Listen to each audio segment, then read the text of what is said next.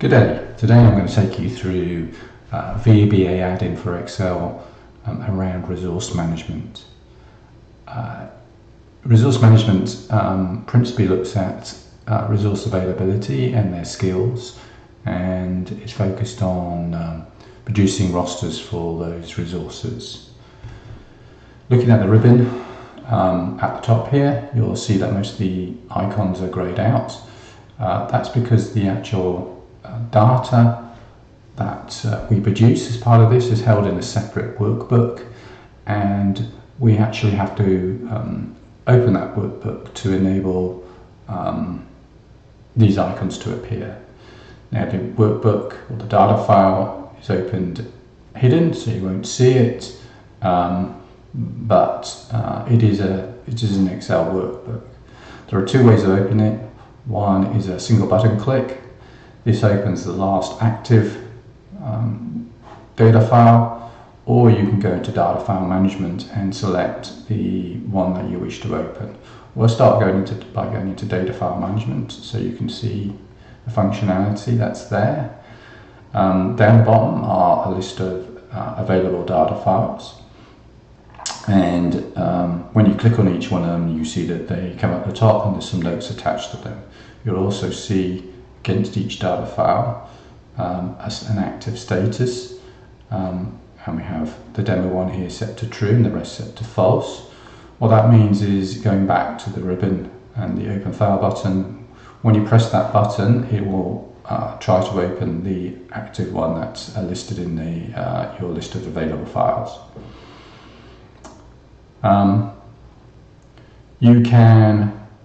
Not only can you select and activate, so to activate a different workbook you can select it. I go to resource data one, and if I click on it, it's now become the active one.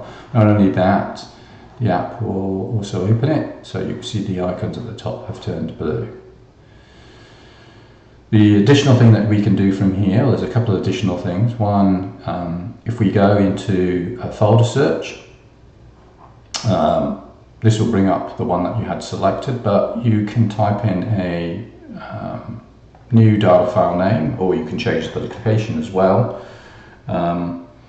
and we'll just call it test demo. That gives us a new name there.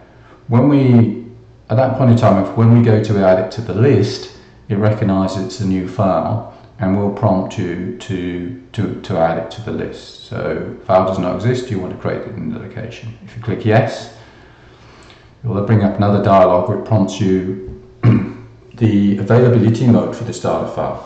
What do we mean by that? Basically, it's the default availability for resources in that data file, and they can either be available or unavailable. What that means is, if the data file is, say, selected as available, then it assumes any resource is available unless there's an individual record within the file that makes the resource unavailable. Available is probably the default that we choose, because most people are available to work or to do the work anytime, apart from when they're away. So let's just go ahead and do that. As you see, it's created the file. It's also switched that to being the active file, and also therefore opened it as well. So if we click on resource management right now, you'll see there's an empty sort of list of items in here, because it's an empty file that we've created at that point in time. There's no data. If we go back to data file management, there is one other thing that the data file management can do, and that's if you've updated your add-in and the latest version of the add-in doesn't support the structure of the data file that you currently have, it will prompt you to upgrade it. It will create a new data file with a new structure, and it will port your data across to it, so you don't lose any data that you had from before. That's, I'm not going to demonstrate here, but that's a feature effectively to support forward compatibility if there are changes to the scheme, to the structure, and we add tables or fields to that. What I'm going to do is go back and activate the demo one. Sorry, in this list here I should have said you can also update, so we can change the notes here to all the path of the file, and we can update that that record with that. We looked at adding a file. We can also delete a file. So say I want to delete this test record, and press delete, prompts you, and it will remove it from the list effectively and delete the physical file as well. So note it actually deletes the physical file. Okay, I'm going to switch back to the demo, make that the active file, so that we can carry on with just showing you the rest of the functionality. Demo file doesn't really have a lot of data, but it really doesn't have any data in there, but it's just enough to show you some of the features. If I go along the little ribbon, I'm going to start next to where I was in the data file management, enclosures. So these are settings where you can set when your organization may be closed. So there's a list of them down here. You can either select them to bring it at the top and edit and change them. So if you want to change something, you can, so I'm just going to put plus on the side. You can then update in the list. You can delete an entry. I won't go ahead and delete an entry, or you can add a new entry. So we could add Office Closure 2, and we can say that in 2006, let's just say January, let's go 25th, click OK. It will prompt here again for the same, from that date to newer. So we set that to 25th, and we do plus, then we've got another closure on the 25th of January. You'll note at this stage nothing is saved, it's only updating the list here. To actually save it, you've got to press the save button at the end. At that point, that will be saved to the system. So if you go back in, you'll see that's all there now. Okay, logo allows you to attach your own business logo so that it will appear on the reports. You can just browse around, select. It supports basically JPEG, PNG, or BMP. Select a file, press open, and it will save it to the add-in to be used later. Note it will resize that logo to a size that it can use within reports. The About button, the About button just has a bit of thing around contact if necessary. Right, so moving across to the edit, there's two principal icons we have here. I'm going to go into skills first. So skills lists the generic set of skills that you can allocate to resources, and we'll come on to that in a minute. And it really is just a list of skills and which you can add to. So, you know, we can add a demo skill and plus it there. And that then just expands the list of available skills that we have. You can update an existing skill again, or you can delete a skill. Note if you delete a skill, if it is used, it will delete all the records to do with it. So just be careful about what you're doing there. Once, again, like the other closure dialog, nothing's actually saved until you hit the save button. So that then will actually save it back to the system to make sure that's there. Okay, I'm going to move on rapidly to resource management. So resource management, at the top here, lists resources, and then when you click on a resource, it will show the availability records that exist for that resource. So going back up the top here before we go into edit, looking at the resources, a couple of other buttons or options on the top here. One, you can, if you have a long list of resources, unfortunately we don't in this demo, very short, you can filter the record, so you can get quicker to the record you want. If you want to look at Bob, well, someone who begins with B, it will filter that down as you go. The other button there is to show what we call inactive resources. These are resources who are no longer active within the system.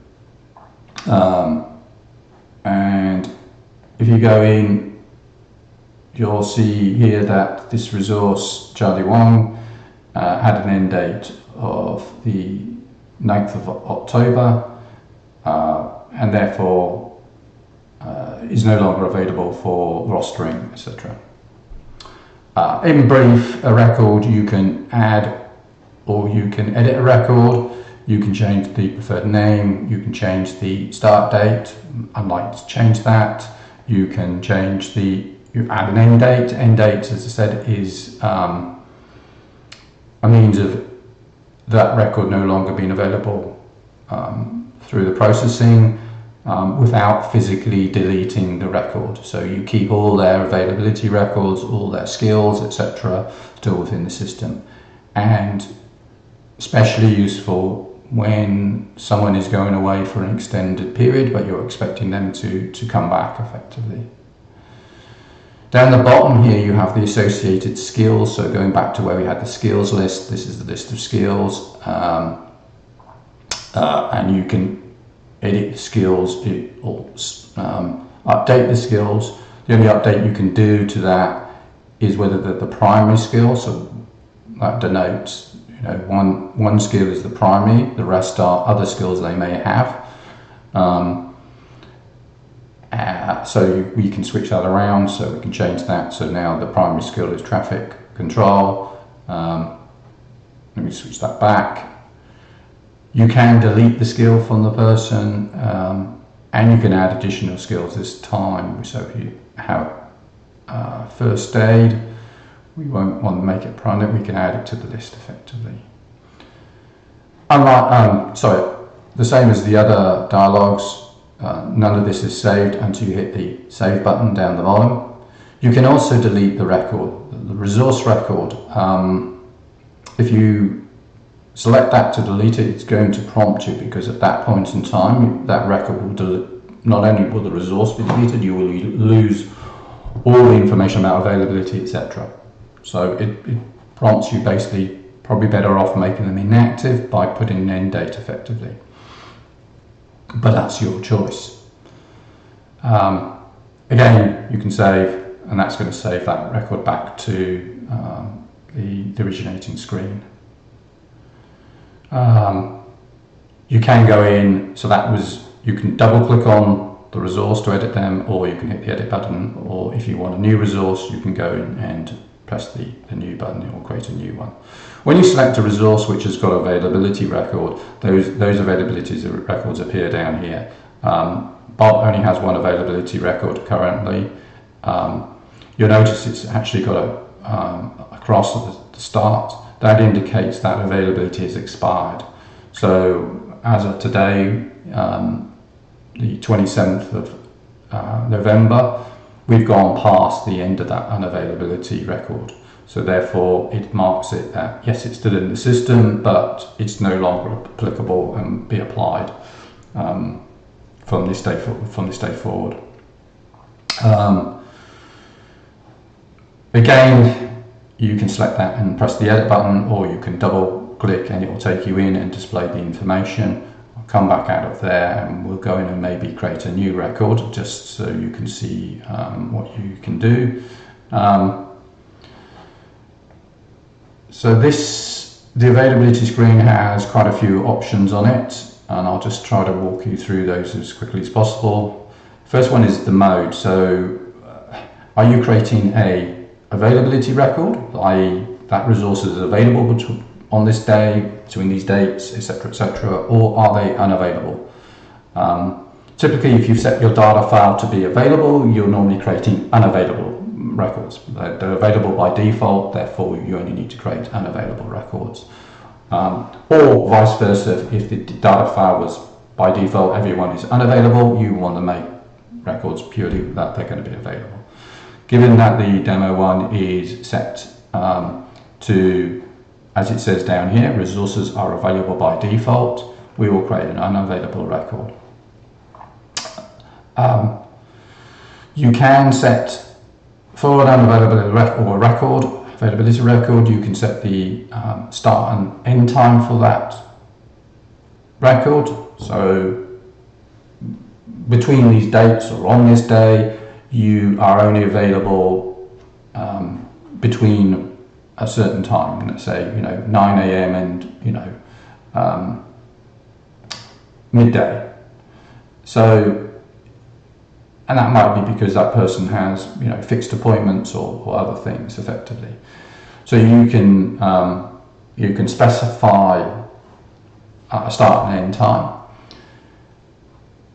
Also, going down to the next dialogue, therefore, you fall into, well, what pattern do you want to apply? Now, the three main patterns. One's a date range, which is very straightforward. So between start date, defaulting to today, and then you can specify an end date. Could be the same day, just for today, or could be something future. This person is unavailable for this time.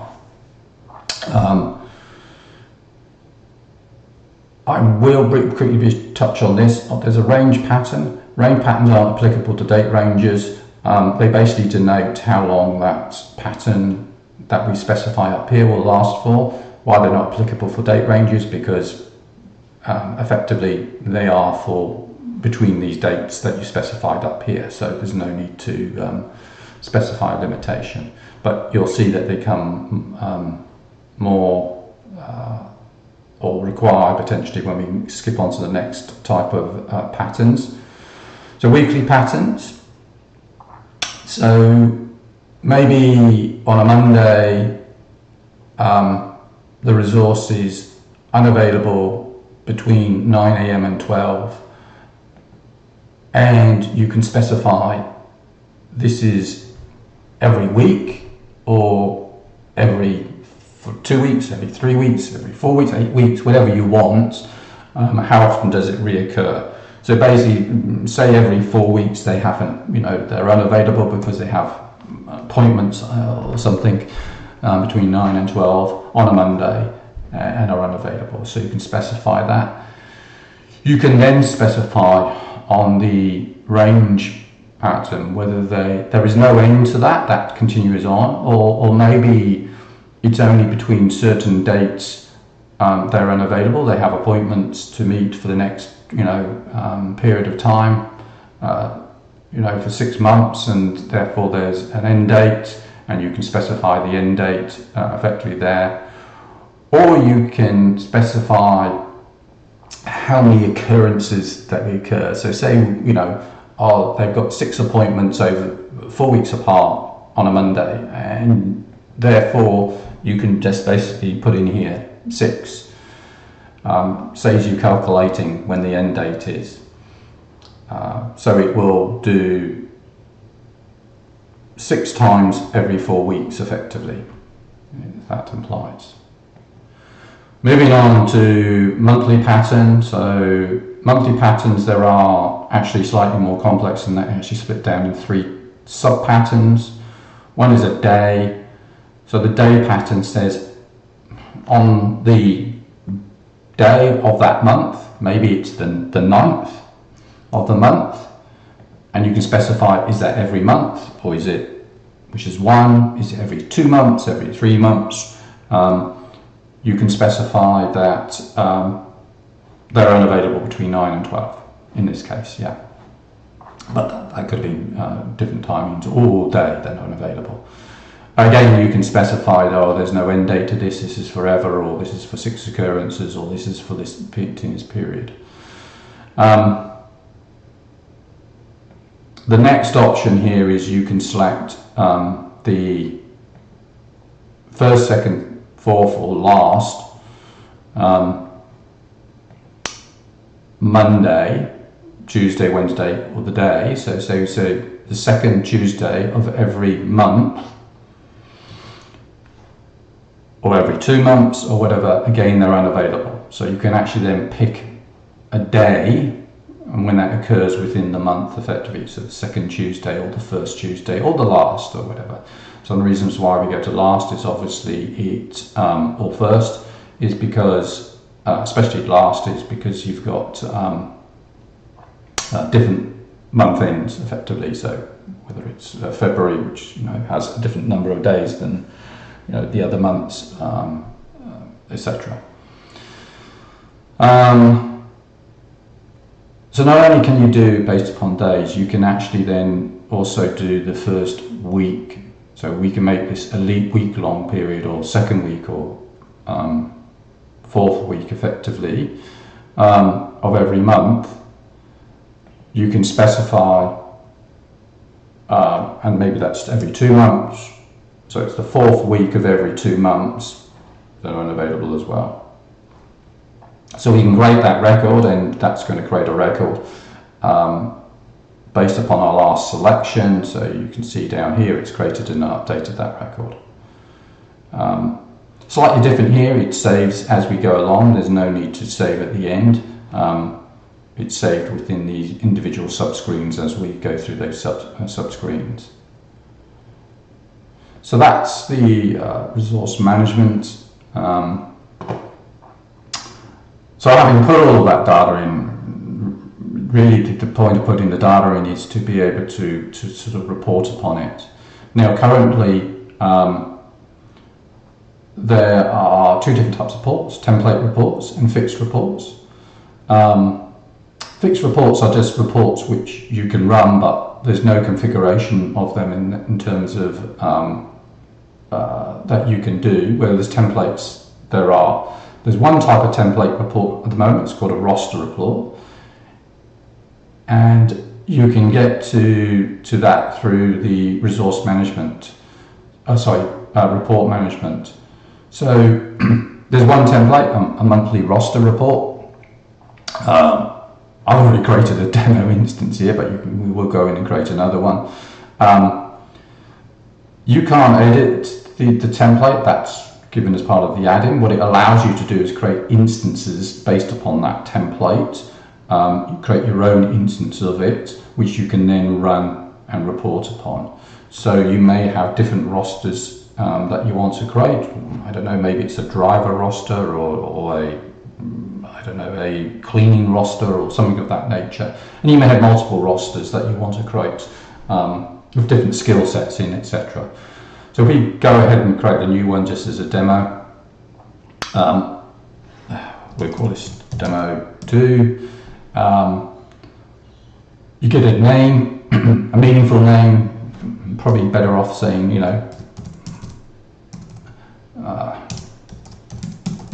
call it cleaner roster.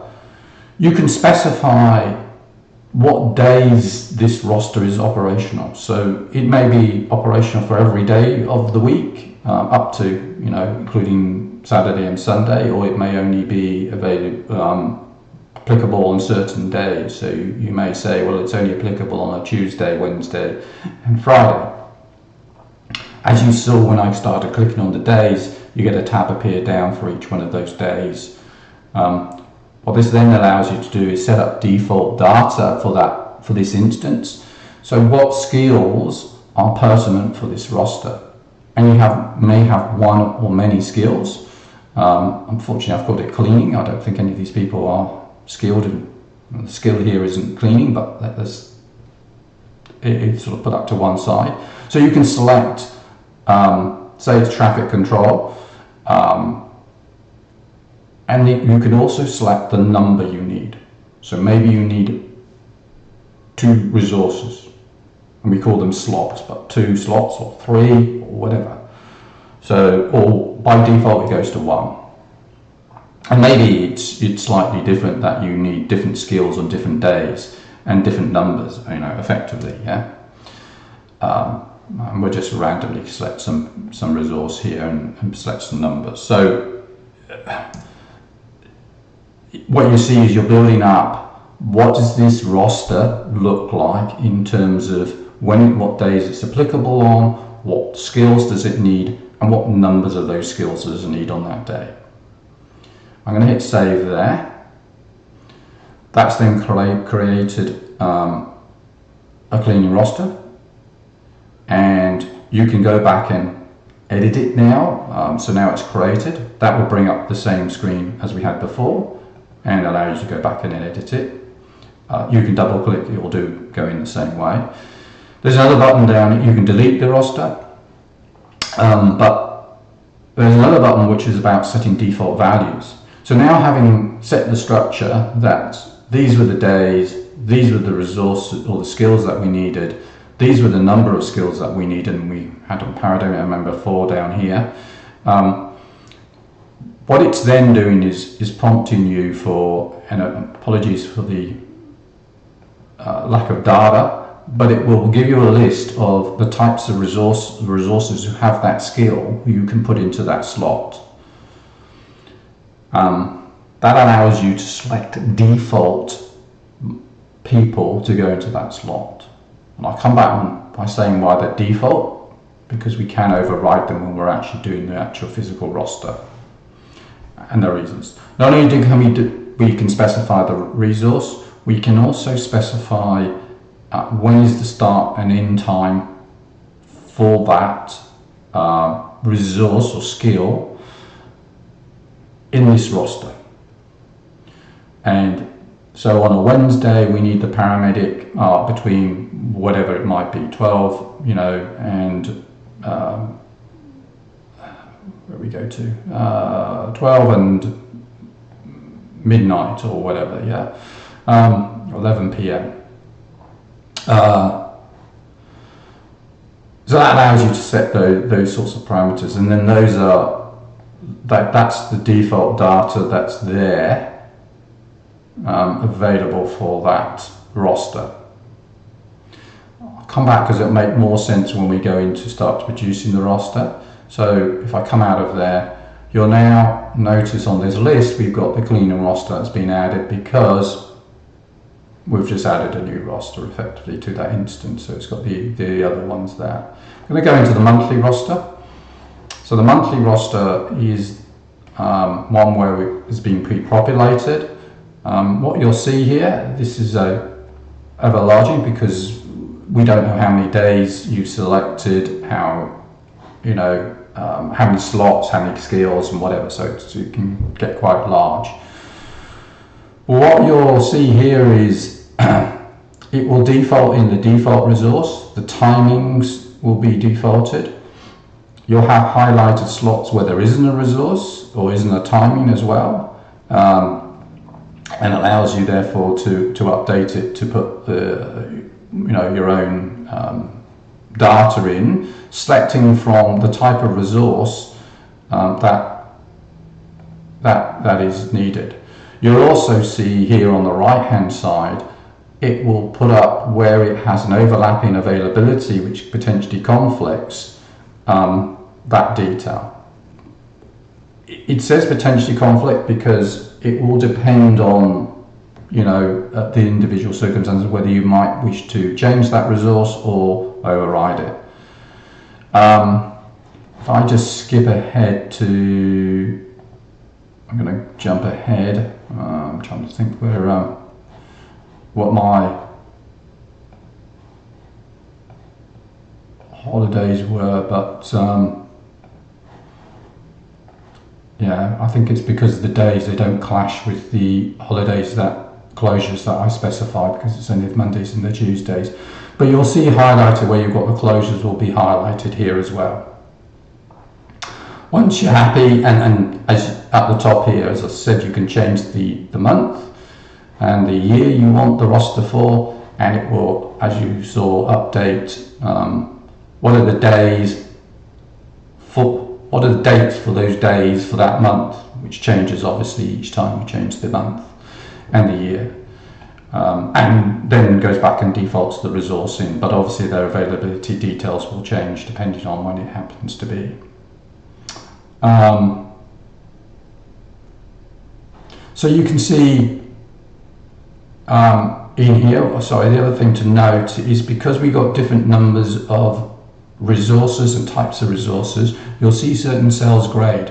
That's because we don't need a paramedic on a Tuesday. We only need them on a Monday here. So you can see there's a little bit of a difference when it comes to the resources. All the numbers of slots may differ as well, so you may need only one slot on one day. This example doesn't really show that fully, but you'll get the gist effectively there. Once you're happy with all the resources that you've selected, you can go and actually generate the actual report, and that's this button down here. So not a great demo, but it will show you the principle. So what you'll see is it's generated a layout. It's the monthly roster, gives its name, what period it was for, and literally you've now got a layout based upon what you saw on screen actually as a printable roster. It puts your logo in, so that was the logo that we uploaded. So if you have another different logo, it'll put that in. By default, it creates a new sheet in your open workbook that you have at the time. So you can have any workbook open, it will create it in there for you as a new sheet. So hopefully that explains that. I'm going to quickly go and touch on the last item here, which is fixed reports, which there is only one. So this is called the availability pivot, and if I run it, what it does is extract the data from the data file into a table which you can then see. So this is not how it's laid out within the data file, it's laid out for a pivot table. What this then allows you to do, so it's got a pivot table here and it's got a number of filters. So you may only be interested in a specific resource. So I'm only interested in Bob. I'm only interested in their availability or unavailability records. I'm only interested in a specific day. I might be only interested in a specific skill. Bob's poor because you only got one skill here. What it allows you to do is just filter the data to see sort of resource availabilities projecting into the future based upon their availability records, and just play with that effectively. The data's there, you can create other pivots if you choose to, but this is the default one that I create based upon the data that's here. What it does is extrapolates out the data for a full rolling year, so from the beginning of the month you're in through to the following November, which is the month that we're in. So hopefully that's given you a very brief, fast overview, although maybe it wasn't that fast, but overview of the Addin. Thank you.